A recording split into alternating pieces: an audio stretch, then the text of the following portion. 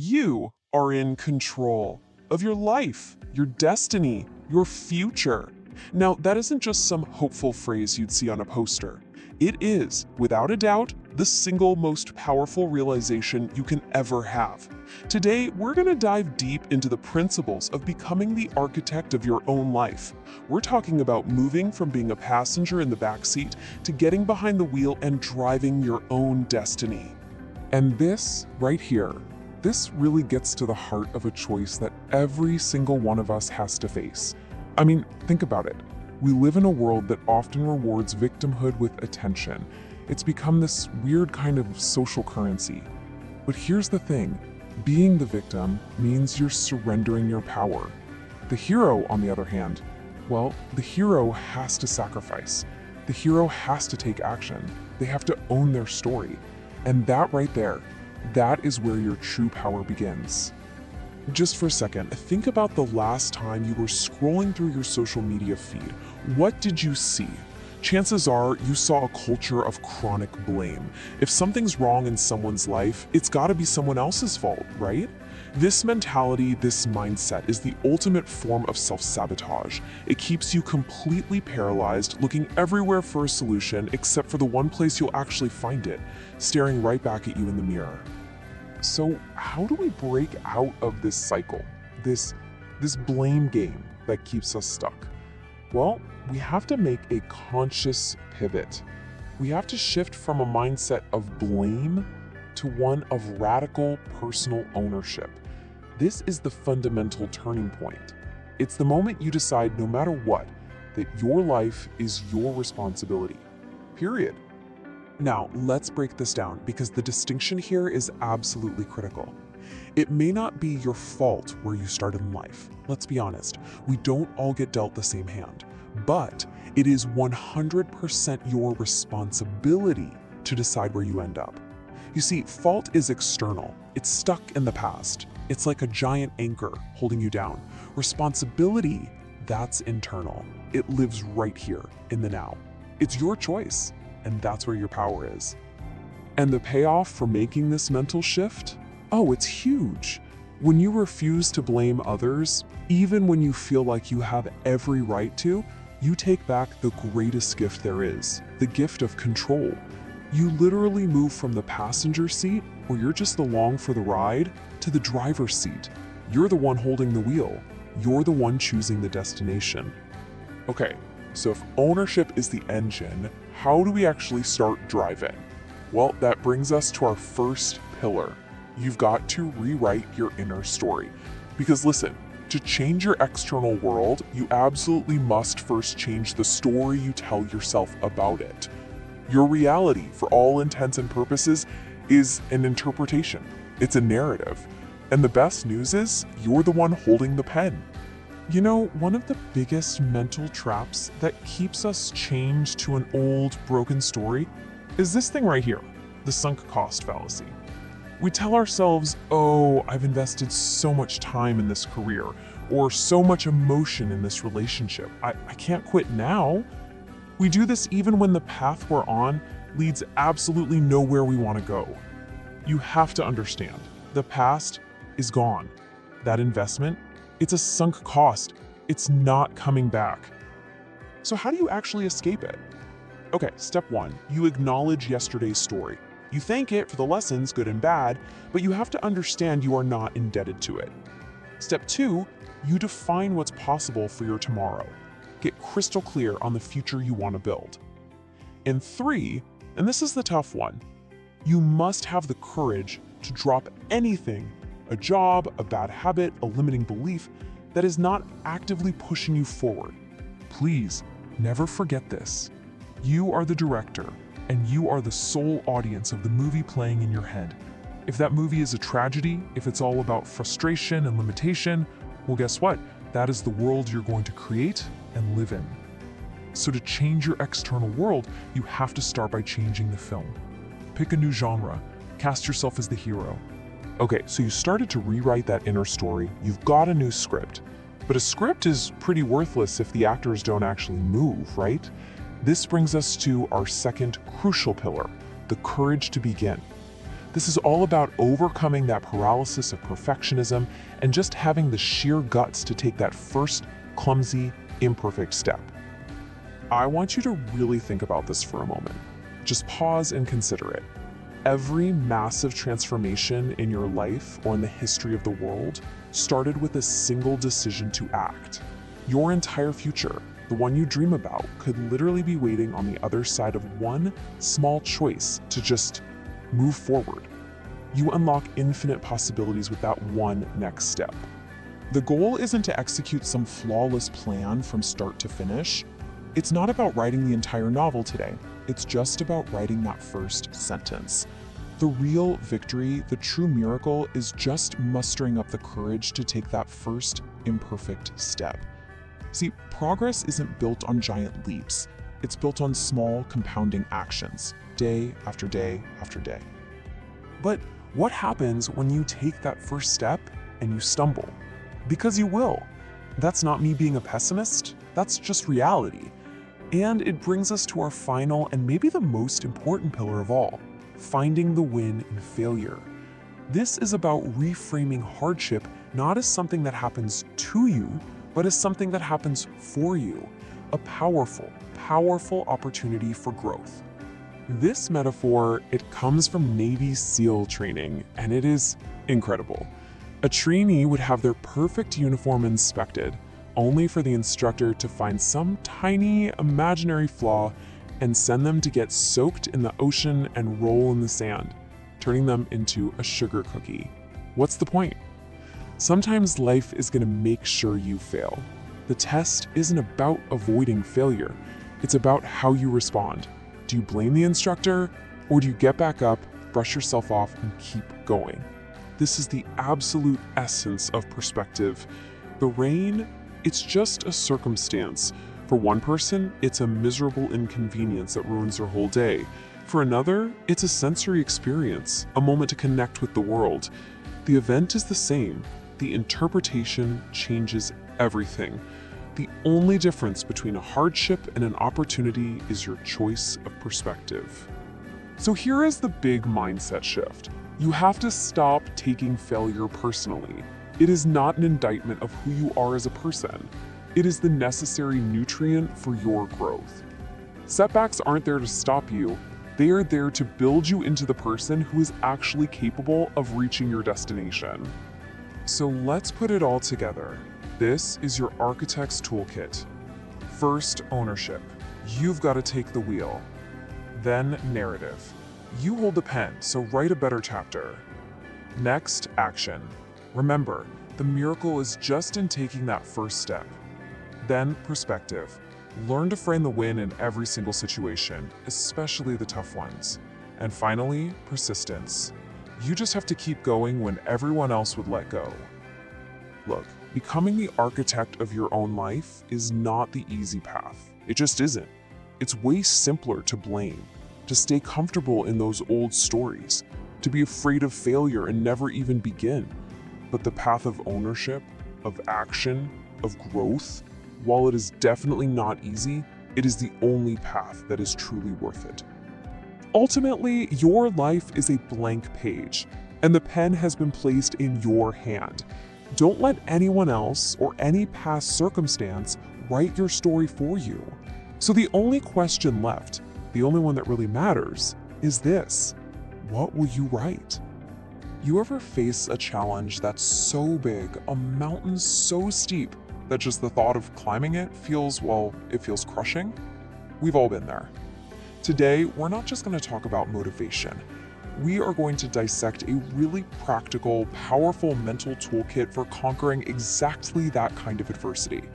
Together, we're going to break down a framework that can totally change the way you see every single mountain in your path. Right there, that's the core promise. That is the fundamental truth you have to hold on to when your lungs are burning and your legs feel like they're made of lead. No matter how brutal the climb is, there's always a break coming, always a moment to catch your breath. And look, this isn't just wishful thinking. It's a law of the terrain. The struggle, the suffering, it's not forever. I want you to imagine you're on a run. You're going up Pinnacle Peak, you're exhausted, you're not even halfway through, and the idea of another 20 minutes of this, it just feels impossible to wrap your head around. It's this overwhelming weight. And that is the moment of truth. That's the exact moment our minds can turn on us, right? It amplifies the pain into a forecast that says forever. But here's the thing, it's a forecast that is always, always wrong. So what's the first tool we can pull out of the kit? Well, it's this principle of shrinking the challenge. It's a mental game, really. A shift in perspective that takes something that feels impossible and step by step makes it feel inevitable. Think about an ultramarathon for a second. That number itself, 100 miles, it's this huge psychological weight that can absolutely break a runner before they even take their first step. The mind just gets lost. It gets paralyzed by the sheer enormity of it all. The solution, then, is a radical shift in focus. You see, veteran ultramarathon runners, they're not thinking about mile 100. No way. They are focused entirely on one thing, the next aid station. That's it. That becomes their entire world. It's a tangible, achievable goal, a place to breathe, regroup, recover. They break the impossible down into a series of possible bite-sized chunks. And here's the crucial part.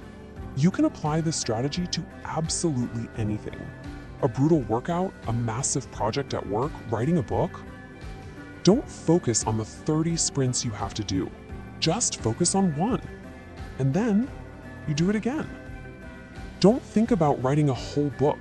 Focus on one perfect sentence, then the next one. You start to build this momentum, one small, concrete victory at a time. You see, this isn't just about endurance. It's about being present. It's about really understanding that victory isn't found at some far-off finish line. No, it's forged in the decision to take the very next step, to win the second that is right in front of you.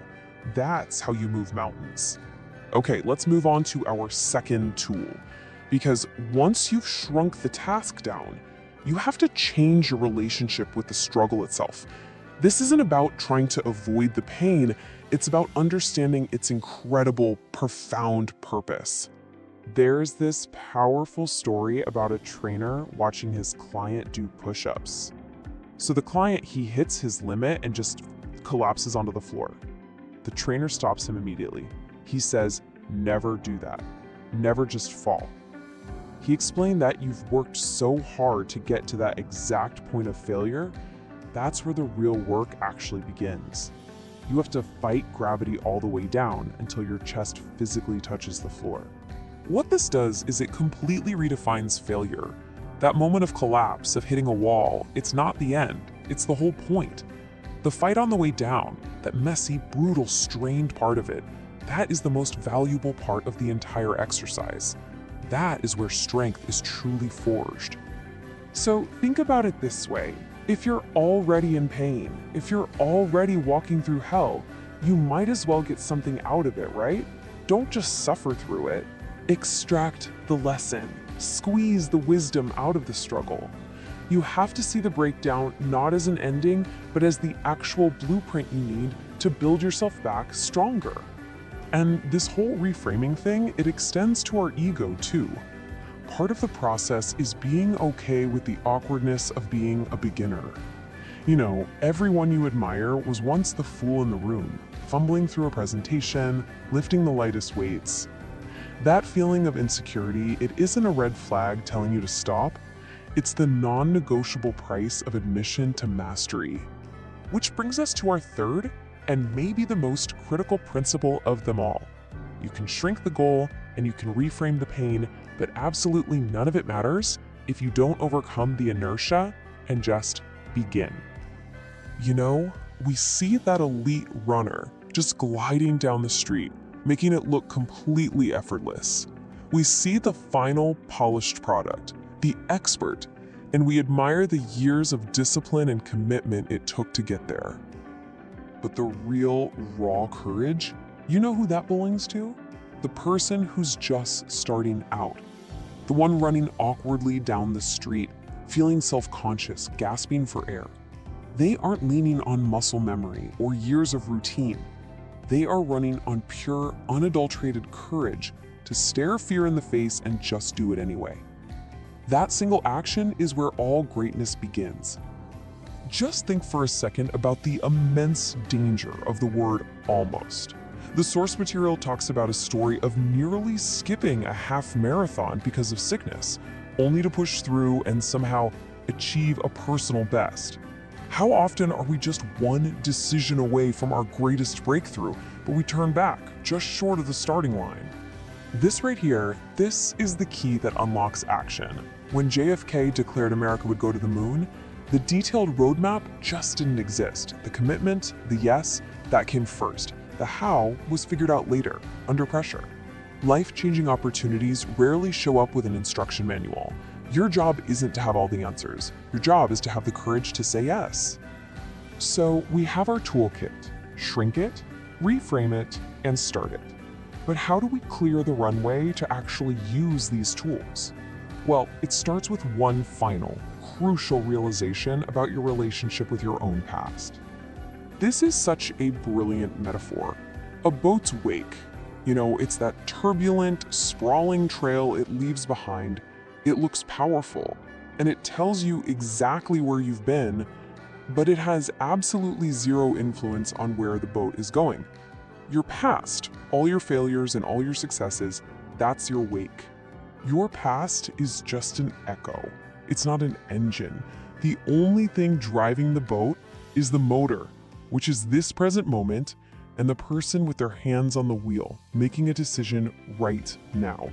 Your history does not dictate your destiny. Your choices today, they do. And that right there brings us to this very moment. You see, the question was never if you could. It has always been, will you?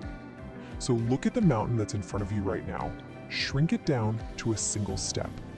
Reframe the struggle as the very place where you'll be forged. The only thing left to do now is take that first courageous step. The wheel has always been in your hands. So what are you waiting for? You know, there's a moment, a quiet intersection between who you used to be and who you're becoming where you realize something profound. Today isn't just another day on the calendar. It's the arena. It's the proving ground. It is the one single point in time where all of your power is actually concentrated. So, we're going to talk about reclaiming that power. Let's explore how to do just that. And it starts with a question I think a lot of us have faced. Have you ever had that feeling? You know the one. You look in the mirror and the person looking back, they've let go of the rope. You were climbing, you were making progress, moving towards something bigger, something better. But then, well, life happened. A disruption, maybe an illness, maybe just a single press of the snooze button. And you told yourself, just this once. But you and I both know how that story goes, don't we? And that really brings us to this central idea of momentum. See, it's not some constant force we just have. It's this delicate, living thing. It's a flickering flame that needs our constant attention. Because the darkness is always waiting, ready to rush right back in the second we look away. Think about this analogy for a second. Momentum is just like a fire. It takes real time to build, you know? Conscious effort to get it going, consistent energy to keep it roaring. But it can be put out with shocking speed. A few days off for a cold, a vacation that completely shatters your routine, and suddenly that fire you fought so hard to build is, well, it's nothing but embers. Does that sound familiar at all? And this is the slippery slope, isn't it?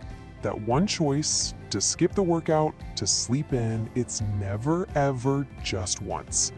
Once becomes twice, and twice becomes 3 times. And before you know it, the very habit that was second nature, the thing you did without even thinking about it, suddenly feels impossible. It feels like you're trying to climb a mountain barefoot. The discipline you fought for has just completely unraveled. So this gets to the heart of it. Why is it so hard to get back on track? It's not because change itself is this impossibly difficult thing. No. It's because, as Jim Rohn so brilliantly put it, Staying the same is just so damn easy. The path of least resistance, the comfort of what you already know, that is the powerful current we are all swimming against every single day. But if we're gonna break free, we first have to understand why we get stuck in the first place. This brings us to what we can call life's algorithm. It's this invisible force that's constantly shaping our choices. It's the subtle, quiet current pulling us toward the familiar and away from the remarkable. Here's the crazy paradox of our own minds. They don't automatically fight for your potential. No, they fight for your comfort. Your mind wants to take a temporary stumble and turn it into a permanent home. It wants to build these cozy walls all around you to keep you safe. Safe from risk, safe from failure, and by default, safe from any real growth. And this internal drive for comfort, it's reinforced by pretty much everything around you. I mean, your biology, which is hardwired for survival, it has no use for you pushing your limits. Society, oh, it finds it much, much easier if you just blend in, if you're average. And even the people who love us most, our friends, our family, they have this deep, innate interest in seeing us safe and secure. All these forces, usually with the best intentions, they're all guiding us toward the status quo, not towards our own excellence. So, what does this algorithm actually reward? Well, it rewards compliance, not fulfillment. It praises repetition, not real growth. You can spend your entire life climbing the corporate ladder, getting the right grades, doing everything you're supposed to do, only to get to the top and realize the ladder was leaning against the wrong building the whole time.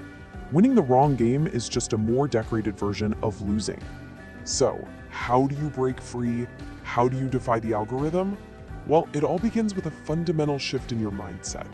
It starts with understanding the difference between being a spectator and actually stepping into the arena of your own life. This idea is just captured perfectly in Teddy Roosevelt's famous "Man in the Arena" speech. The whole point is that most people live their lives without truly knowing what victory or defeat feels like. And why is that? It's because they're sitting on the sidelines. They're watching, they're criticizing, they're condemning the people who are actually in the fight, but they never risk getting bloodied themselves. Just look at this comparison. In the arena, yeah, you experience the soaring highs of victory, but you also feel the crushing lows of defeat. It's a life of vibrant, brilliant contrasts. But on the sidelines, you're just tolerated. You exist in this state of perpetual purgatory, a safe but totally empty space. You know, it's okay to be hated, and it's certainly okay to be loved. What you never ever want to be is just tolerated. See, to step into that arena is to accept that there will be storms. But here's the secret. The storm doesn't exist to break you. It exists to reveal the strength you already have. It's like an old bridge that's never been tested. We don't know what we're capable of until the winds howl and the rains come down. Hardship doesn't make you weak. It shows you how strong you've been all along. Now, everything we've talked about, stepping into the arena, weathering the storm, it's all built on one single, non-negotiable foundation. It's the principle that unlocks everything else: the power of radical ownership. The psychiatrist and Holocaust survivor, Viktor Frankl, he made this profound observation. He said that suffering is like a gas in a chamber. It expands to fill the soul completely, no matter how big or small the objective cause. What that means is that comparing your suffering to someone else's is a fool's errand. It doesn't matter. What matters isn't the size of the pain, but the choice you make and how you respond to it. And when we are in pain, we are faced with two fundamental choices.